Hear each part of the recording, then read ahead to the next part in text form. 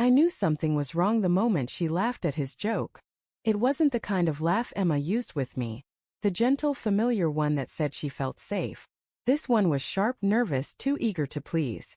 We were at her firm's anniversary party, a room full of people in tailored suits and fake smiles, and I was just the husband tagging along, holding a drink I wasn't enjoying. Her business partner, David, stood beside her, tall, expensive-looking, and radiating that self-satisfied charm of someone who believed the world owed him attention. He had his hand on her lower back, guiding her through the crowd as though she were an accessory. I told myself I was overreacting. It's how people act at work events, I thought. But when she introduced me, "This is my husband, Mark." He didn't even shake my hand properly. Just a limp grip and a smirk. "Oh, so you're the man who gets to listen to Emma's spreadsheets at home," he said. Laughter rippled from the people around him, and even Emma gave a polite chuckle. My face burned. I wanted to say something, anything, but the words clung to my throat.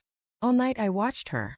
Every touch between them was small enough to dismiss but too frequent to ignore. His hand brushed her arm as they talked. He leaned too close when whispering something in her ear. And once when I went to the bar, I caught them exchanging a look that didn't belong to colleagues. When we got home, I tried to bring it up. "You and David seem close," I said carefully, sitting on the edge of the bed. She sighed, already annoyed. "Mark, please don't start. He's my business partner. We work late, we talk a lot. It's part of the job. I didn't say you were doing anything wrong." "But you're implying it," she snapped. Then softer, "He's harmless. You're reading into things." I wanted to believe her. God, I did. So I let it go. But belief doesn't erase unease, it just buries it. Over the next few weeks I noticed changes. Late-night texts, she said, were about a client. Makeup smudged even after she claimed she'd just been home working. And that phone always face down, always locked. One Friday night, she came home later than usual, smelling faintly of cologne that wasn't mine. "David and I had to finalize a pitch deck," she said. Her hair was perfect, her lipstick newly applied. I asked, "Pitch deck or dinner?" She froze for a fraction of a second before answering, "Both." "What are you implying?" "Nothing," I lied. She didn't sleep close to me that night. By Sunday I was searching for answers like a man drowning for air. I went through her work bag while she showered, something I never imagined I'd do. Inside was a receipt from an expensive hotel restaurant. 2 entrees, 1 bottle of wine, 1 dessert shared. The date, that same Friday. I sat there staring at the paper, my heart thudding so hard it hurt. When she came out, towel around her hair, she caught me holding it. Her face went pale. "Why are you going through my things?" she asked quietly. "I could ask you the same," I said, voice trembling. "Why are you going through this with him?" Her eyes darted to the receipt, then back at me. "It was work. Work doesn't look like candlelight dinners, Emma." We stood there in silence, the kind that kills something between two people. Then she whispered, "You don't understand." "Then make me understand." Tears welled up in her eyes, but she turned away. "It's complicated." That night she slept on the couch. I lay awake staring at the ceiling, every memory we'd ever built rewinding in my mind, trying to pinpoint when we started to slip. The next morning she was gone before I woke up. A text came in at 9:17 a.m. "We'll talk later. Please don't do anything stupid." But later never came. On Monday my friend Ryan, who worked in the same building as Emma's firm, called. "Hey, I saw Emma and that guy David heading into the Marriott conference hall this morning. Big meeting." I didn't answer right away. Something inside me snapped into focus.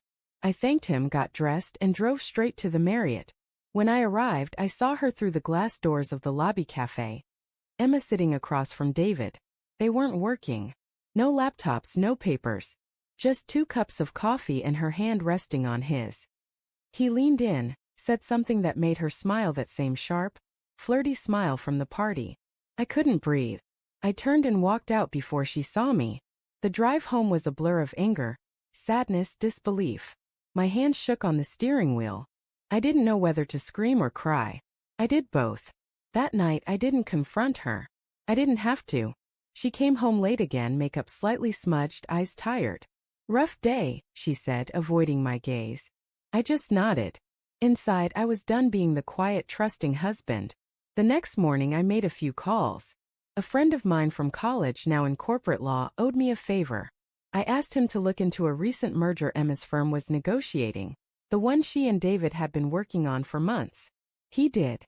Turns out, David had been using company funds to finance client expenses that didn't exist, hotel stays, private dinners, all billed under false names. And Emma's signature was on some of those reimbursements. Whether she knew or not, she was tied to it. I didn't want revenge. I just wanted truth. But truth has a way of cutting deeper than vengeance ever could. So on Monday morning, as David strutted into his office expecting another day of power plays and smirks, he got a call from the firm's managing partners. My lawyer friend had forwarded the documents anonymously, with proof attached. By noon, David's world was on fire. I didn't hear it from Emma. I heard it from the news alert that popped up later that day. Executive under investigation for expense fraud.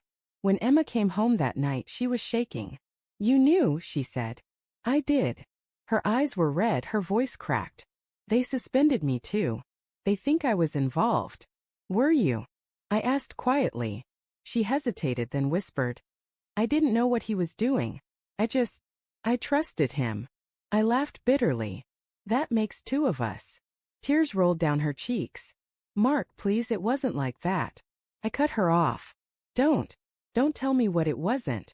Tell me what it was." She sank into a chair, defeated. "It started after we got back from your mother's funeral. I was lonely. You shut down. I needed someone to talk to." He listened. "One night it went too far. And then it just continued. I didn't mean for it to." Hearing the words didn't make it easier. It made it real. I stood there, the person I'd loved for 10 years sitting in front of me, confessing to tearing our life apart because she needed someone to talk to. "I was grieving, Emma," I said. "You were supposed to grieve with me, not replace me." She sobbed, reaching out, but I stepped back. "I don't hate you," I said softly, "but I can't love you the same way anymore." She left 2 days later. Packed quietly, said goodbye without asking for forgiveness. I didn't offer any. It's been 3 months now. I still see her sometimes in the reflection of a cafe window, or when I drive past the office she no longer works in. She reached out once, said she was sorry, that she's trying to rebuild her life. I told her I hope she does. But some things don't rebuild, they just remain like scars that remind you of where the knife went in. Sometimes I think about that night at the party, how one cruel joke from her business partner started unraveling everything I thought I knew. I used to wish I'd spoken up, defended myself, defended us. But maybe silence was the only way to let the truth show itself. Because in the end, I didn't need to humiliate him back. I just made one call and the truth did it for me. And now, every time I think of that Monday morning, I remember his smirk wiped clean. And I realize that sometimes justice doesn't shout. It just waits for the right moment to whisper.